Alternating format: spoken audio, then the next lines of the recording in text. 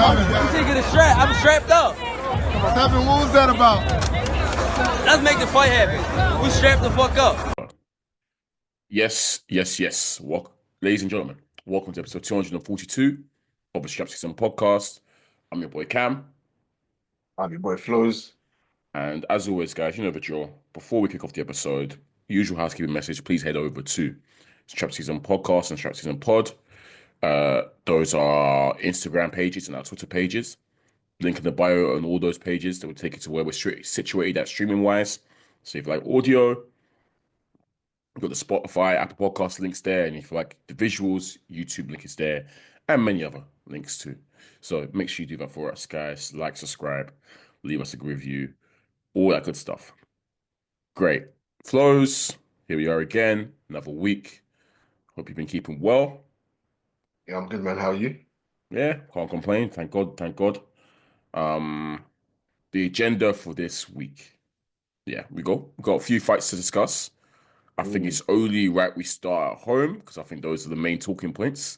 The Queensberry heavyweight card that we saw on Saturday night. Where was this again? Was it in Manchester? I think so. It wasn't in London. Yeah, I think it was Manchester. Maybe. It might have been Manny. Yeah. I think so. Yeah, I don't think it was in London. I'm pretty sure we're in London. So yeah. But yeah, I watched two fights in this card, bro. Two fights specifically. I'm gonna ask you, man. I have a feeling what you're gonna say, but which one do you want to go with first? I want to start with our boy. David Adeleye. I knew it. David Adeleye. Big Yeah. David. That's what we're calling him, Big David. Because we ain't calling him that nickname. Big David Adeleye. Cool. Bro, I think it was an entertaining fight for a different reason than the main event, which we'll get to when we do it. Yeah. But yeah, man, look, we've said on this pod many times that anytime David Adeleye is involved, we're locking in. No questions asked, right? No questions asked. Yeah. If we see David Adeleye on the bill, if he's around, if he's local, we're there too. If we like David Adeleye, he's definitely a character in this boxing game. Hilarious character. And we want to see him do well, genuinely. It's not even like we're bantering. Like, we actually do want to see him do well. This fight here, obviously, the preamble, it just exploded out of nowhere, bro. Because I think when we previewed last week, it hadn't really kicked off. Yeah, it hadn't. And then a couple of days out from the fight, it just exploded between both. Because both of these guys are friends. Jeamie TKV and David Adeleye are friends. They spot each other many times. They know each other very well. So that's why I was thinking, okay, cool. He hasn't really gotten spicy yet because of the fact that they're friends. But in true David Adeleye fashion, he amped it up. And Mr. TKV was a willing dance partner to join in that amp and get involved. So yeah, we've seen out of nowhere, just David talking hella spicy to him. I'm gonna hurt you, bro. Say to him, listen, I'm gonna hurt you. You're not about that life. All that stuff, bro. It was hilarious. They had some stupid argument over if David wanted to fight or not. The dumbest argument in the world. And in the end, it's culminated in Jeamie TKV doing a Chisora and flipping the table at the press conference, acting like they was going to do something, and both of them like being held back, even though we know nothing was going to happen. But it made for entertainment, a hilarious viewing, especially when David Adeleye, even though it was banter between the two, like kind of like when David went and said, like, listen, I'm really about that life. Like, you're not about like. He was serious, bro. I don't care. He was serious, man. Yeah. Look, they're gonna play it down, but they were they didn't want to be violated in that back and forth because the argument was stupid and they both didn't want to get mugged off, so they were serious in that sense. And because it was a bit embarrassing in the sense that why you two even where did this argument start from? They'll play it down like, it's all entertainment and whatnot, but in that moment they were heated. They were both heated. They can't pretend. But yeah, it was killing me. I think I saw the next day that entourages going back and forth. One of them saying, "Do your research." People say, Listen, forget the research. anytime you hear someone say, do your research, hey, that's when you know they're heated. That's when you know they're heated, bro. That is one of the funniest line brothers say. Do your research. It was killing me. They say, forget the research, and then try to book. Yeah, the whole build up definitely sold the fight because, yeah, David Adeleye content is cash money for me, man. I'm always looking at it. Anytime he's talking smoky, it Which is kills every me. time, by the way. Every Yeah. time. Yep. Yeah, always talk smoky. Yeah, one-liners, talk about checking these holds camp on his way to the... On his ones, by the way. On his ones. On his one, he said he checked the whole camp, none of them do nothing. Yeah. Funny. Oh, yeah. Hilarious. But fight time now. Again, I didn't know what to make. And then like I said, we've seen Jeamie TKV before. So I didn't know what to make of him. But I did expect a Adeleye win based on the fact that he's been in high opposition. Jamie's had, 8 fights, 2 losses. He isn't someone that is meant to, I feel like he was put in front of Adeleye not to give him too much trouble. I'll be honest, bro. Look, we have to keep a beat on this pod, bro. We have to keep it a buck here. Adeleye was getting our box by this guy. Yep. Thoroughly. It was so to break down the fight, bro, from my standing when I watched it. Scrappy. Yeah. Very scrappy affair from both fighters. You're seeing a lot of clinching, a lot of rabbit punching, just scrappy. It wasn't a great watch in that sense. From what I'm seeing, David Adeleye is we're seeing old habits. The David Adeleye that I saw against Sokolowski, for example.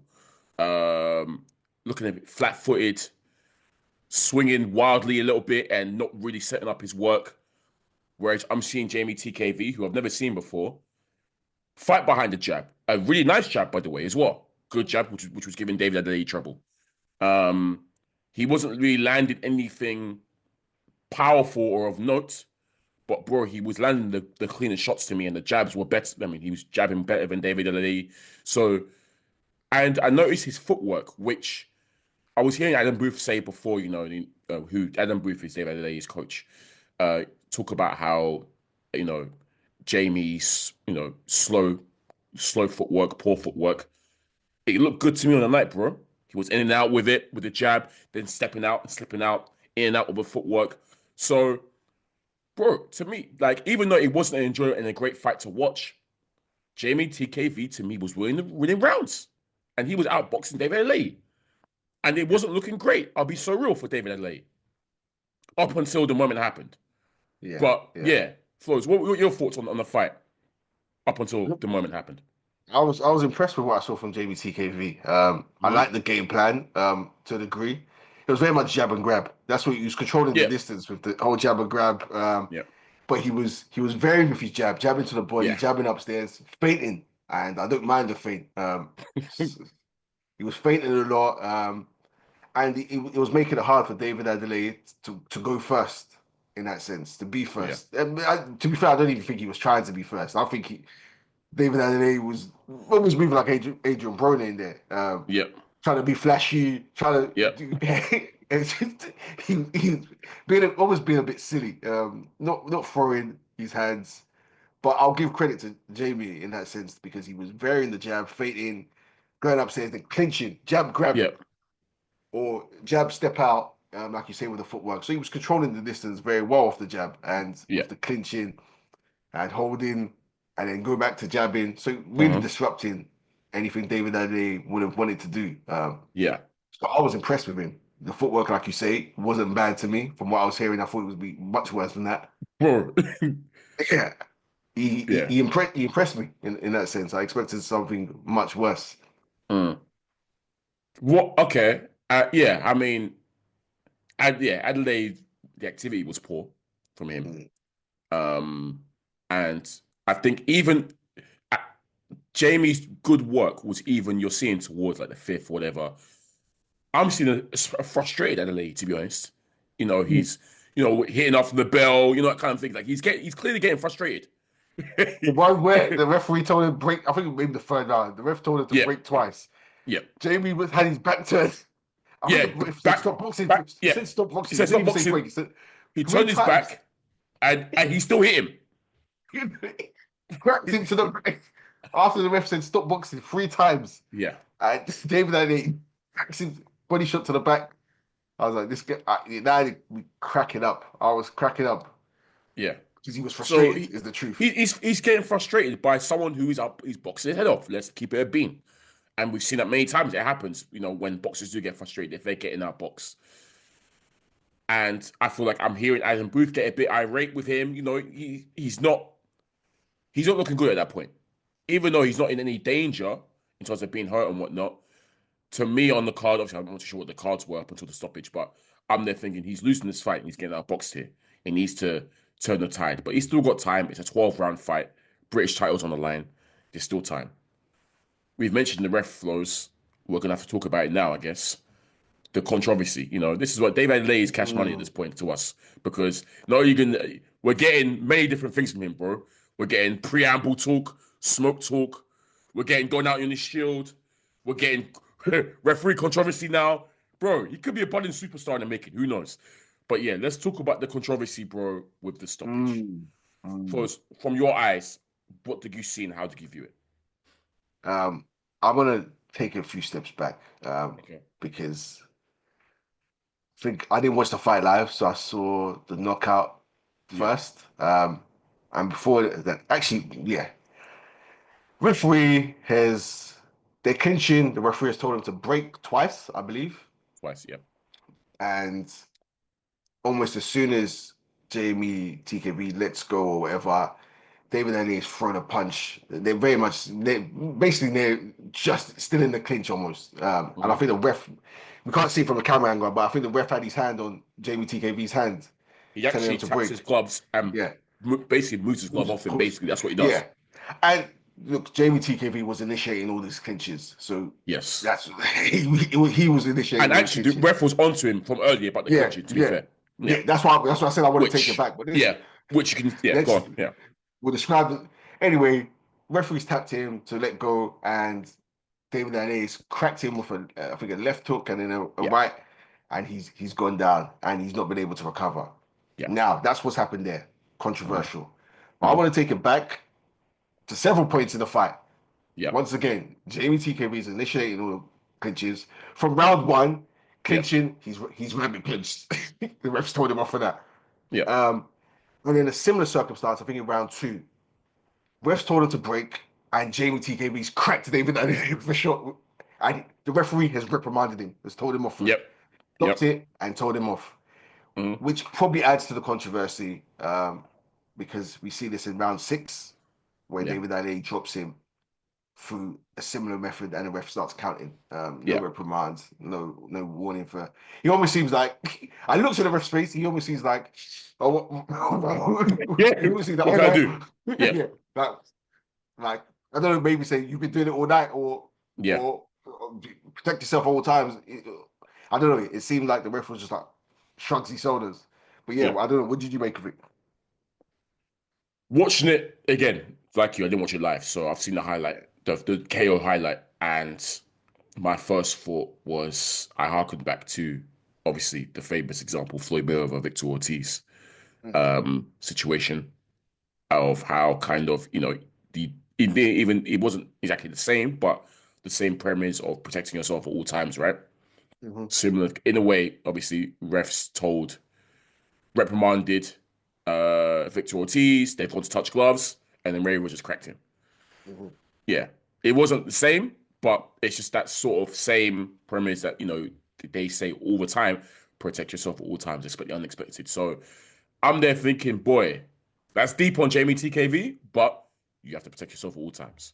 That's when I've seen just the clip of the KO. Watching the fight back and actually analyzing the stuff, what happened. I'm not going to begrudge. I'm not going to throw any shots at David Adeleye. He's entitled to throw that shot, to be honest, bro. It's more the refereeing that I might have an issue with here because, yes, he was onto Jeamie TKV very early, and you can argue that, you know, we don't like it sometimes when you see refs so active when it comes to, obviously referee fights very differently, right? Some referees allow the whole clinching, and they tend to work your way out naturally. They allow that infighting. Other refs are very, very hot on the moment you clinch, you tie up, break it up. No. Kenny Bates, for example, he's not really a guy who lets too many clinch fighters happen, right? Yeah. So it's down to how the referee wants to referee it. If he doesn't want that whole clinching or holding whatever, he wants to break up quickly, cool. But yeah, he was very hot on Jeamie TKV. I don't know if David Adeleye was the one initiating the clinches, if it would be so hot, who knows? But that's down to the ref. What I don't like was the fact that obviously he's told Jeamie TKV, he's told him to break twice, and he's put his hand on his glove and kind of like even moved out the way, kind of, to signify that you have to get off this guy. Yeah. So I feel like if that didn't happen, at least Jeamie TKV might have had his, he would have had his guard up, or he would been aware. I think the referee actually touching him and like trying to move his glove down, and then they were just cracking him straight from there. Yeah. That's what's kind of led him down that full sense of security of, oh, okay, let me break off like the referee's saying before I get back to resetting or whatever. So I feel like the referee actually touching him and touching his gloves and trying to bring it down has made it an uncomfortable situation for when Dave Adeleye and obviously cracked him. So that my issue is more with that referee and what he did there, personally. Yeah, Dave Adeleye look, he's a fighter. He's going to take that shot. Let's be real. Especially in the fight, he's getting outboxed. He's getting frustrated. It's there, kind of thing. Yeah. But the referee shouldn't. I think he should have interfered by touching him and trying to put his glove down. You know what I mean? Because that's giving him that thought of, oh, okay, cool. The referee's actually literally grabbed. Okay, let me just break off now, kind of thing. And then boom, before the referees even said fight, and the referees looked at it and allowed it to happen. So yeah, it's more the referee I have an issue with. It is techie. Yeah, because I think it was a hard fight to ref because of they were both doing they were both doing sneaky stuff like shots after back of the head or shots when he says break, shots behind the back when he says stop boxing. Yeah. So that was a lot of that going on between both of them, and I think the ref was getting frustrated with the amount of clinching and having to come in and separate them. He was slapping the arms all night during the breaks. But you hear as well in other fights, I think remember Devin Haney, Lomachenko, was it, where they were very much onto Lomachenko for punching after breaks.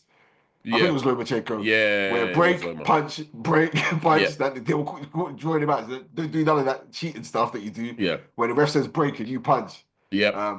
So it is something that's frowned upon. And I remember, I think before I even saw the knockout, I saw an interview with David Adeleye saying, Fabian Woodley knocks me out the same way. Yeah.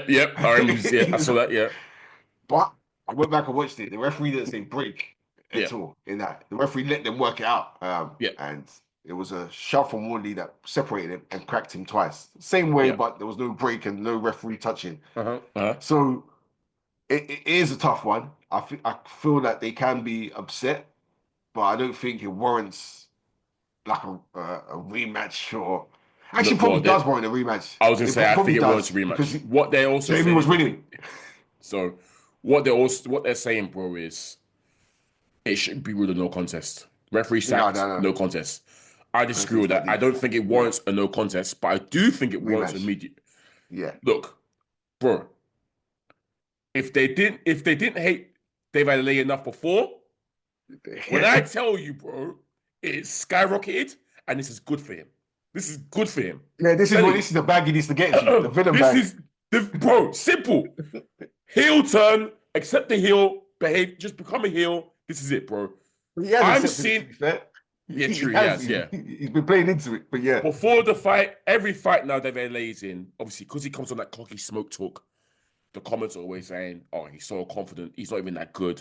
I'm rooting for Jeamie. I hope Jeamie stops him. I hope Jeamie teaches him a lesson. Boom, boom, boom. This is pre-fight. Yeah. Post-fight now, referees a disgrace. They need to no contest this. David Adeleye is so lucky. He was getting absolutely outboxed. He's crap. If that didn't happen, the referee didn't interfere, Jeamie would get closer to a 12-round victory. Blah, blah. Immediate rematch is required. I can't wait for the rematch to happen. Jeamie's going to school him. Look, bro, if they didn't hate him enough before, now the haters are really on him. And in my opinion, he's done nothing wrong here. It's more the referee they should be having smoke to, if anything. But cool. Use that.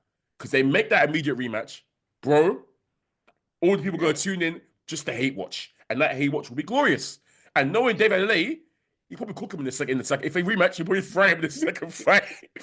And that's going to make it go even more. So yeah, man, use this. Yeah. Use this, man. I think there should be a rematch. I think people will be interested now.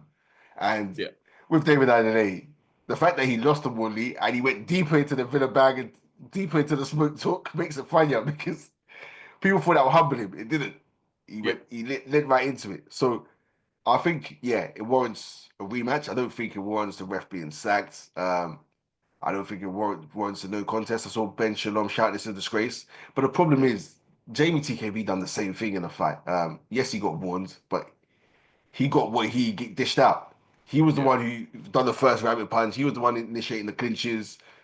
They were both doing scrappy stuff. So it was a case of how the fight was going. And I do blame David Adeleye to some sense. You've got to obey the ref's instructions at all times. If he says break, you're not meant to punch as such. But he got away with it. So he's not meant to enforce the rules. Can you, when the referee looks at it and allows it to happen and it's like counts, like, then, we see it all the time, bro. Fighters do things fighters try and do things to see how far they can push the line based on what they can get away with it. If a referee's sharp and on it, we'll say straight away, don't do that again. You're losing points. But otherwise, some refs, they're a bit lenient or you can get away with things. So look, you're doing you're trying to get every sort of advantage of your opponent, right? Yeah. So we see Andre Ward used to push the rules bare. You know what I mean? All the time. Ward was terrible. Like, and he's one of the greats. It happens. We see fighters do it all the time. And try to see what they can get away with the clinches, bro. All the time, man. Yeah, man. So to me, he actually showed instinct in a way to hit him. I legit think he wasn't listening. I don't think he was listening to the ref all night. So the moment when the ref said stop boxing 3 times, and he just cracked Jeamie, I was like, this guy's not paying attention. I know he wasn't listening. So I don't begrudge him. I don't begrudge him too much for throwing the shot.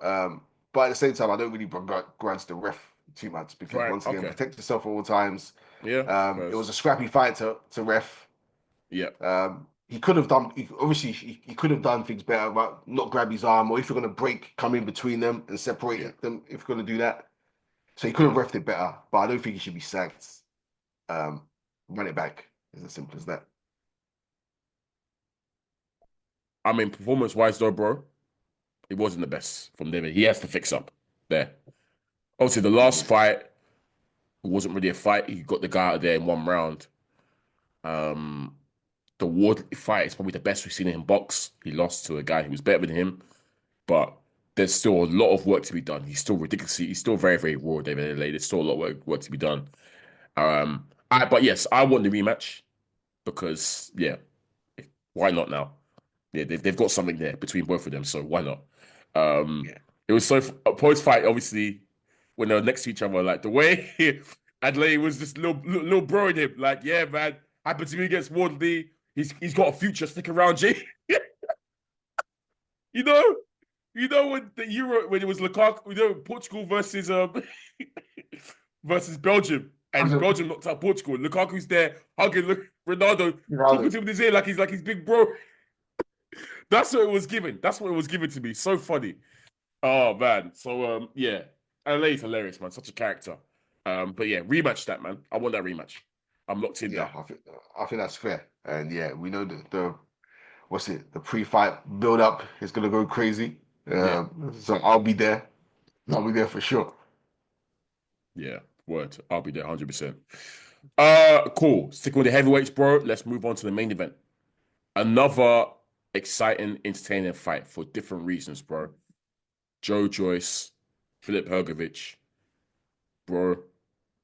I said it'll be an exciting fight. I had predicted it'll be good. It was a 10-rounder. Hrgovic was turning up on 2 weeks' notice. And it was exactly how I thought it was going to be, bro. Both fighters from round one just throwing hands, eating punches, both of them. Lack of defense from both of them.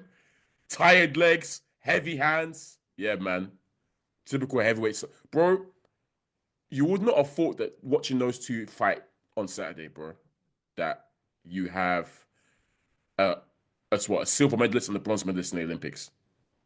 Watching both of them. The standard wasn't great to me, to be honest, from both fighters. But entertaining nonetheless. That kind of fight suits the heavyweight division so much, obviously. And yeah, man. Flowz, surely it's time now, Juggernaut, for him to hang it up. Surely. No. Yeah, man. Sure. Yeah, I'm doing that, man. It's not even for me or whatever, or the fans. It's more for his health, bro. It's more for him. Bro, I'm telling you, Joyce, your brain will be donated to CTE to CTE research. I'm telling you, bro, it will. It has to already. Yeah, it's a fact. They are going to donate. He's been signed up. They're going to donate his brain to CTE research because he still blocks punches with his face. He's never changed. It's ridiculous, bro. At times, I'm never thinking this is actually ridiculous how easy to hear he is. Watching the fight, bro, I actually saw bad. I wasn't really impressed from both fighters at all, to be honest. Yeah. Even Hrgovic, I actually got smoked for Hrgovic too, to be honest. There's not smoke, but I'll give him the fact that he was coming off 2 weeks' notice, but I'm still seeing things in Hrgovic that obviously we know we sort of break myths on this pod, and we kind of break we like to bust the myth of these boogeymen, these so-called boogeymen. Hrgovic was a boogeyman at one point, and what I'm seeing in that Joyce fight is, I feel like it's someone that obviously can be dangerous when he throws his hands, and he did show great things in there sometimes in portions. But I do question his engine, bro.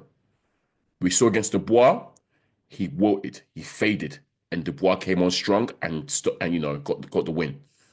Zhilei Zhang, who we know always fades, was giving him hell late on. So Hrgovic to me doesn't have the best engine. Because in this fight, bro, even though he was peppering Joyce with shots, the first 3 rounds, I think it was the first 2 rounds, he was peppering Joyce, bro, cooking him. As in throwing great shots, heavy hands, fluid shot making as well. His shot selection was good. Obviously, it's not hard to look faster than Joyce. The hand speed was killing Joyce. Like, Hrgovic was just so much quicker than him. But I think after round 3, bro, where I'm thinking that Joyce is probably going to crumble here, Hrgovic just slowed down dramatically, and we're seeing Joyce come forward. And obviously, I think he was cut in the first round, Hrgovic, which did trouble him. The cut troubled against Dubois as well, so he has an issue there with cuts. But Joyce then started to sort of try and assert his dominance and push him back. And Hrgovic looks knackered, absolutely knackered. I'm there thinking, rah. So I do question his engine. I feel like he's also the type of fighter, Flowz. You know how we have fighters that we say, when the going gets tough, they up it and they step up to the plate. Whereas some fighters can wilt under pressure. Dubois used to be that kind of fighter, but when the pressure was getting to him, he would crumble. I kind of see that with Hrgovic, man. I feel like if you apply enough pressure against this guy, he's the type to crumble, which Dubois did against him. So that's kind of the smoke I have for Hrgovic. But he was able to show enough quality when he needed to, and he was able to get that second wind, so that when Joyce started to bank a few rounds together and get in the ascendancy, he was able to answer back with his own cracking shots each time and just beat Joyce to the punch, to be honest. And yeah, like I said, Joyce's style was so limited. He plods forward, no defense offered, and just throws weird-looking punches that don't look powerful, but obviously because he's so big and heavy-handed, it is powerful. But yeah, it was the same Joyce, and I think that version of Joyce, especially this Joyce that is a lot weaker now and doesn't have that same chin, that same aura with the chin, he can be quite easy to outbox or just to beat. And I think Hrgovic was good value for the UD, but it wasn't a competitive, exciting fight. And Hrgovic also went through his own hairy moments. So, yeah, I think that says more about Hrgovic not being that guy who everyone thought he was going to be. Well, yeah, the whole fight was funny to me. Once again, I've been very critical of Joyce over the years. Same again. I think Hrgovic landed 50% of his punches. That's insane. It's insane. 50% of you. But that's just Joyce. He'll walk through the shots, he'll plod forward, keep throwing, keep coming forward, keep getting caught with big shots. And usually he fades out his opponents. He tires them out. Mentally drains them. Always his jab has always been pretty decent. It's his hooks that he kind of wings that annoy me. Wing shots. But he keeps throwing and keeps coming forward. So yeah, I think Hrgovic was piecing him up. He did fade. We said last episode that Hrgovic can't afford to fade against Joyce. He got away with it because Joyce is that easy to hit. And he did wise it up when he needed to in certain portions, like late on in rounds. I give Hrgovic the benefit of the doubt because of three things: the cut in the first round that would have affected him. He had to overcome that for 10 rounds. 1 month, it was 4 weeks notice he had, or 3 weeks notice to step into this fight. Let's say it was two. No, okay, TV. Yeah, maybe I think like three. Maybe three. Yeah, because I think it was it would have been 3 episodes ago. We said this. I think so. Yeah, I think it was you're 3 right. weeks. Yeah, 3 weeks. Yeah. So that plays a factor, and he hasn't fought since last year, since the Dubois loss. So essentially, this is his tune-up fight almost to get ring rust off and whatnot, and he's done that against the Juggernaut.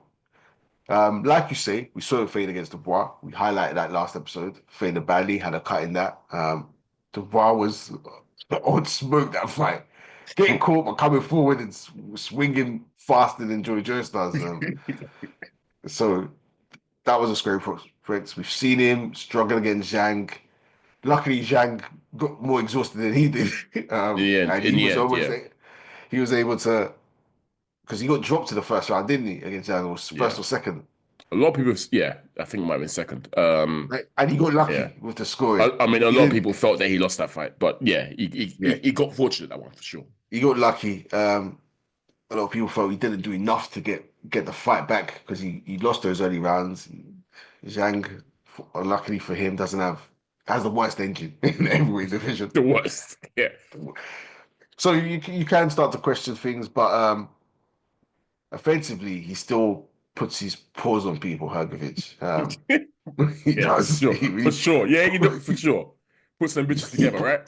he puts hands on people. So yeah, like the bar was getting pieced up. Joyce pieced up. I think it's hard to judge him off this one given the circumstances. But there are those question marks there. And we have to keep an eye on him. The same way we kept an eye on Big Baby Anderson. Literally, I came away from that fight thinking I'm watching you, Hrgovic, because I get what you're saying. I think this is very, very valid in the sort of the bail you're giving him based on those factors. I think they're very, very fair.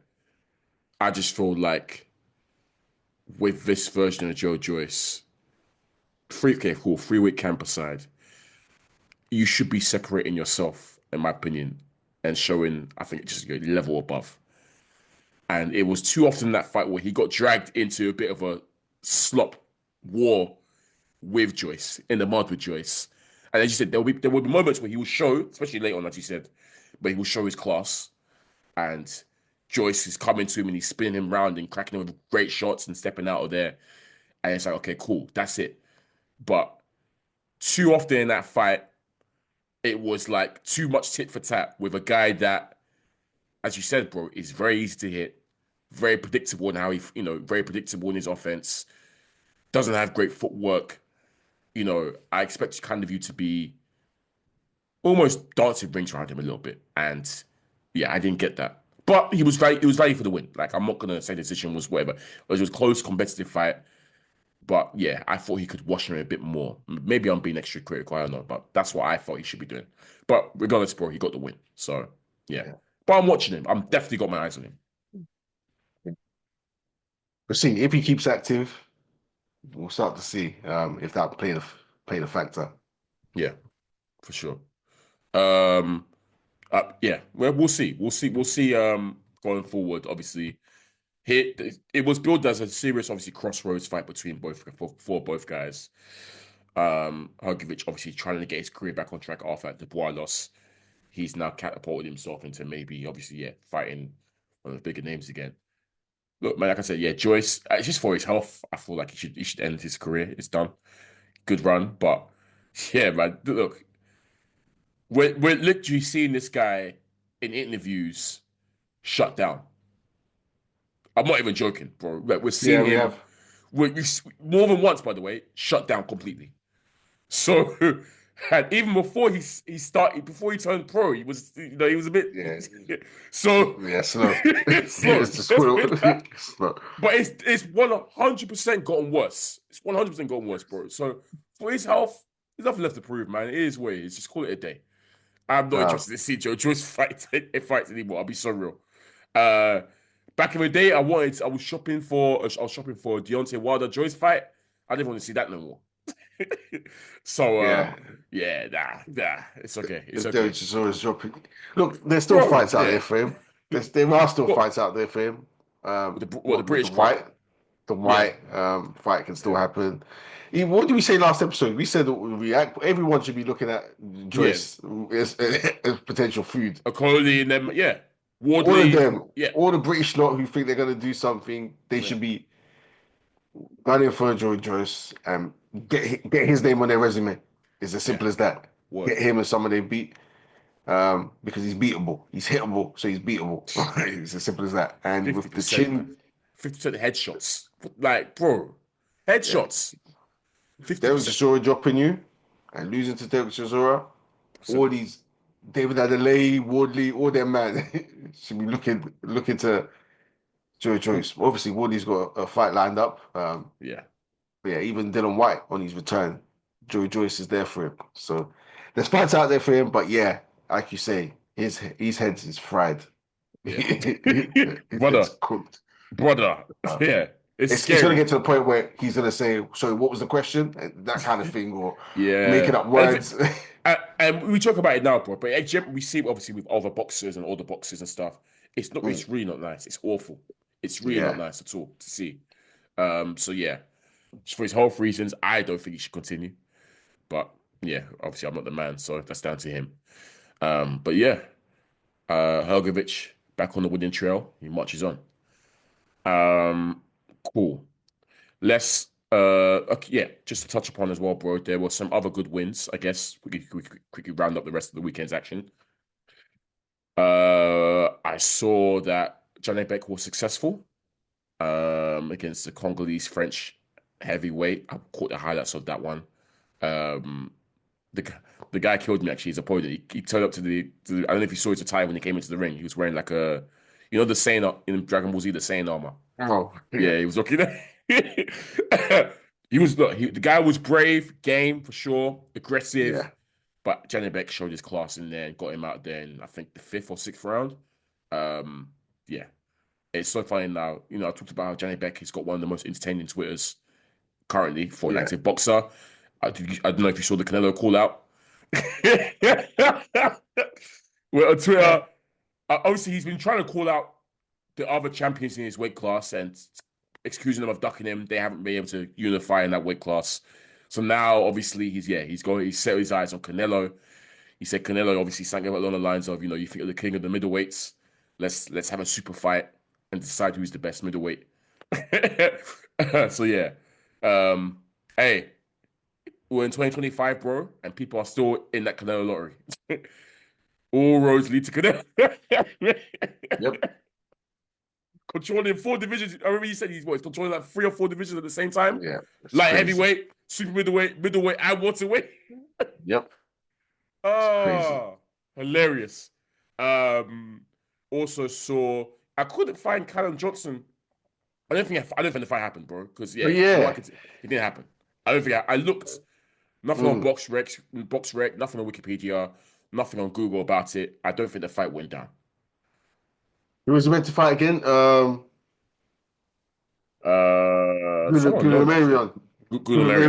Yeah. We see again another guy who we still don't know if he's AI or what. But yeah, I couldn't find any results on that one. So yeah, I don't think that fight happened. But what fight did happen? Dula Mason doing Dula Mason things. Another stoppage win. This fight killed me, bro, because I think from when the guy got cracked in the first round, the opponent didn't want to be in there anymore with this guy. Yeah, he wanted the way out. He took a knee 3 times voluntarily. Yep. He took 3 voluntary knees, all delayed reactions. Like he'll get cracked, he'll carry on, and then just go down, and then look at his corner, like he didn't want to be in there no more. So yeah, eventually I think the referee or the doctor stopped the fight, or his corner stopped the fight. But yeah, Dula was killing him, absolutely killing him. He didn't want to be in there no more. He was looking for a way out. Took 3 voluntary knees. Scary. Dula is scary. Yeah, he did a Dubois. Scary Dula is. Yeah, we'll probably see him again out next month, probably. No, with him. So yeah, shout out to Dula Mason. Saw him and Andy Cruz calling him out. So that'll be interesting. It's very interesting. Not gonna happen, but very interesting. It could happen at some point, though, for sure. But yeah, not gonna happen right now. What else did we see? There was saw a win for Tim Tszyu. Yes. He kind of ran through his opponent. Something Spencer, I think the opponent was the American fighter.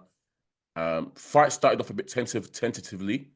I think Tim, we know what his style is, that pressure or action style, but obviously he's got into trouble big time against Bakram and got his ass knocked out against Bakram. So he was a bit more tentative, a bit more patient this time, which is good for him, I guess.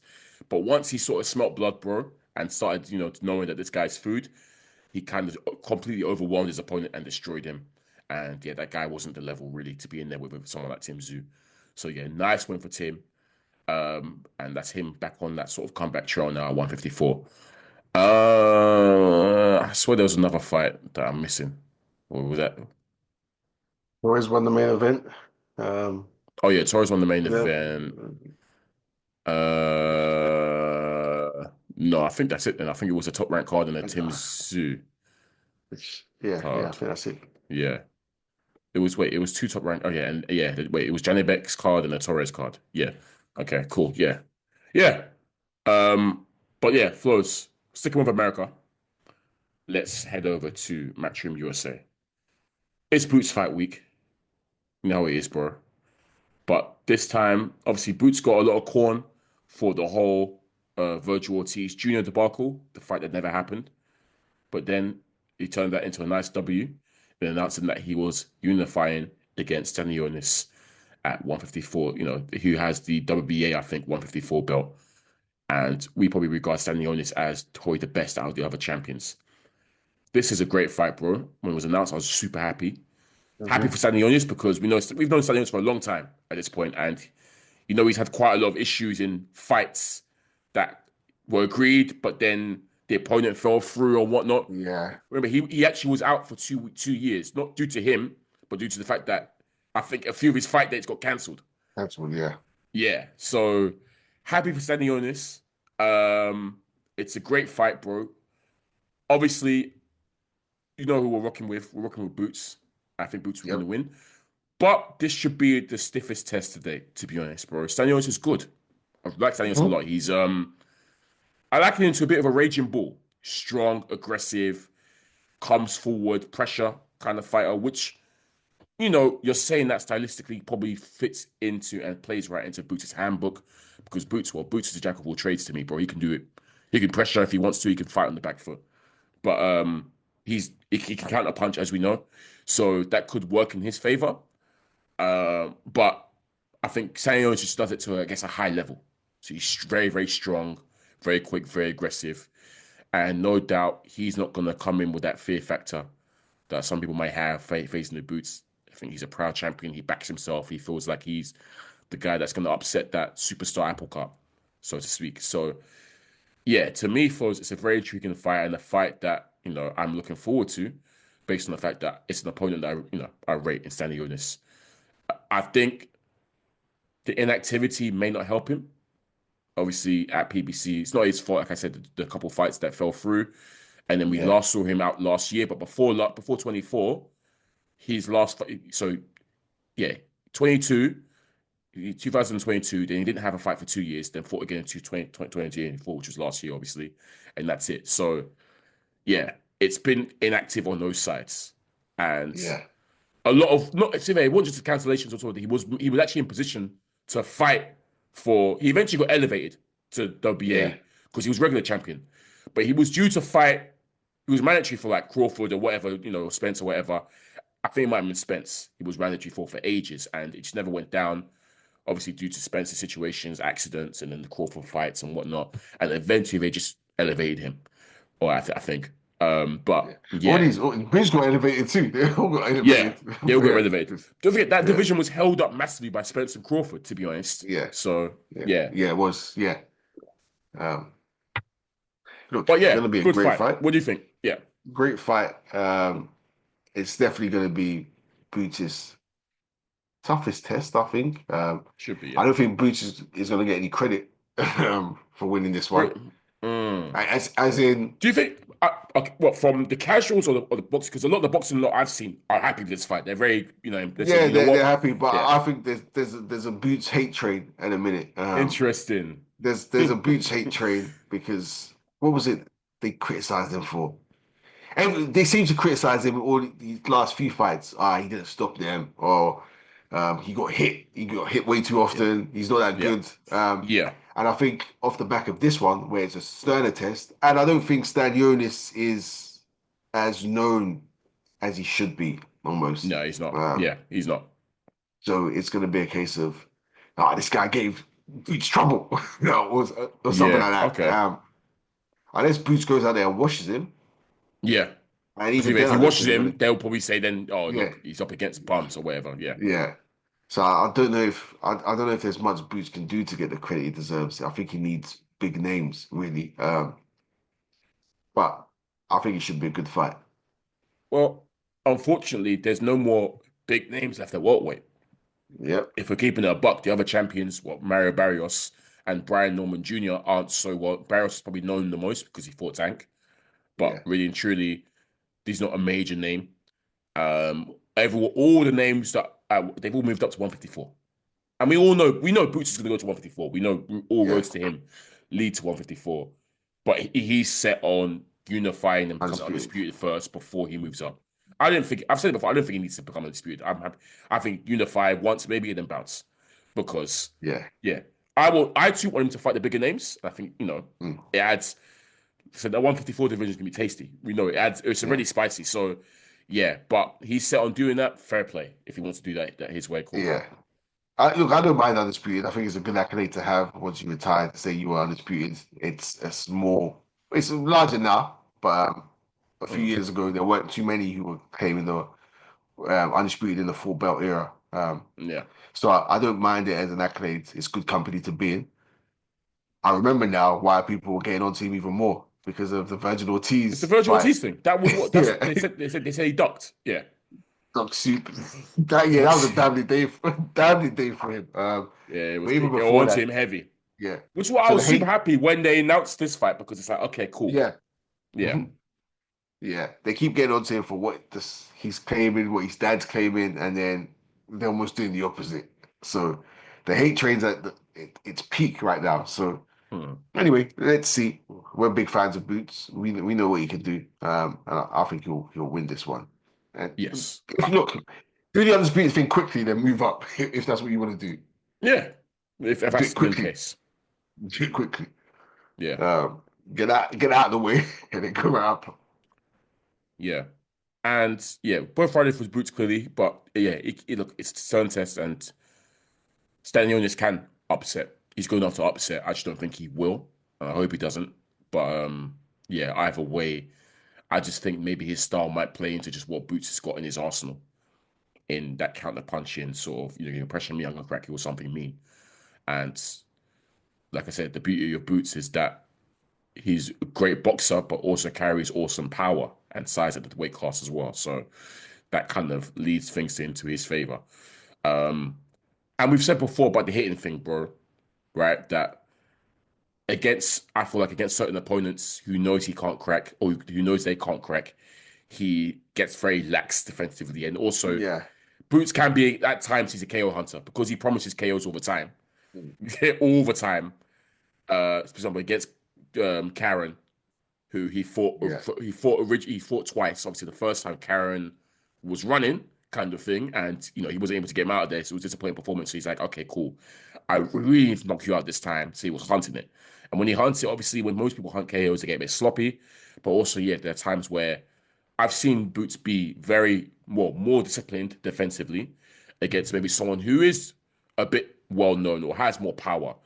Against Villa, for example, Villa can crack, and he was a bit more defensively sound against Villa, and he cooked him.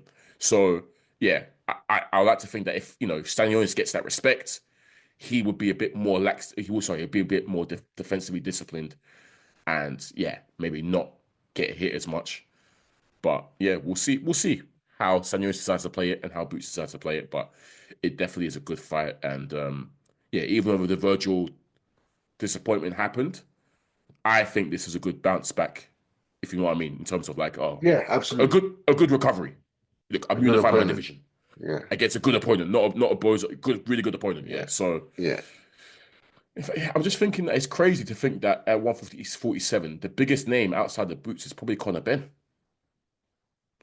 I'm just deep because you were talking about all like I said, Furman's at 154 now.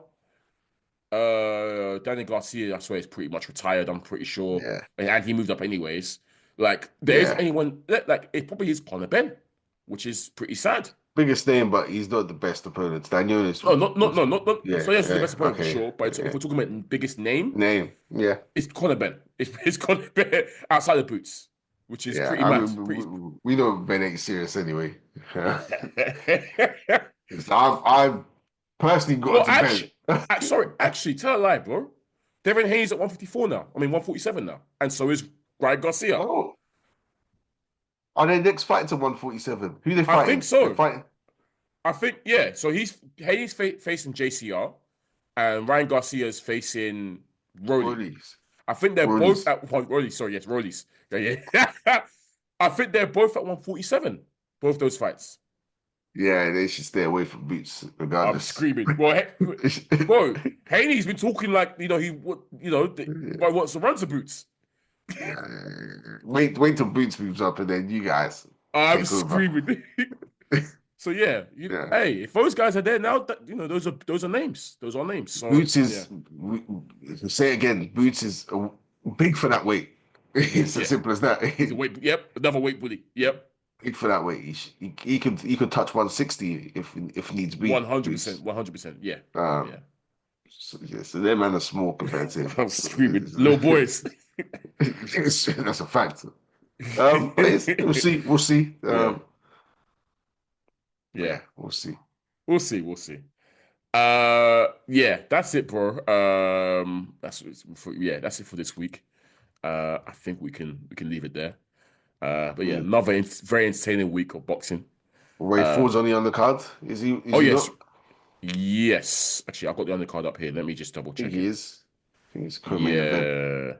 Yeah, Ray Ford is on the undercard. I think Amari Jones is on the undercard as well, and Zaquin Moses. He's Shakur's cousin.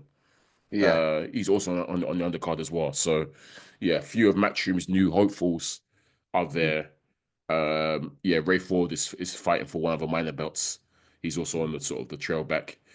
Hey man, I need to see that. It's been quite spicy talk between Ford and Shaq Forster.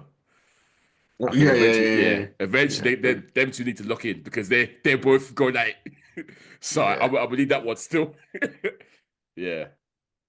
All right, cool. Yeah. So this was episode 242 SZN Podcast. Once again, I'm your boy Kam. Boy Flowz. And as always, guys, you know where to find us on the streaming platforms. Peace. I'm taking a strap. I'm strapped up. What's happening? What was that about? Let's make the fight happen. We strapped the fuck up.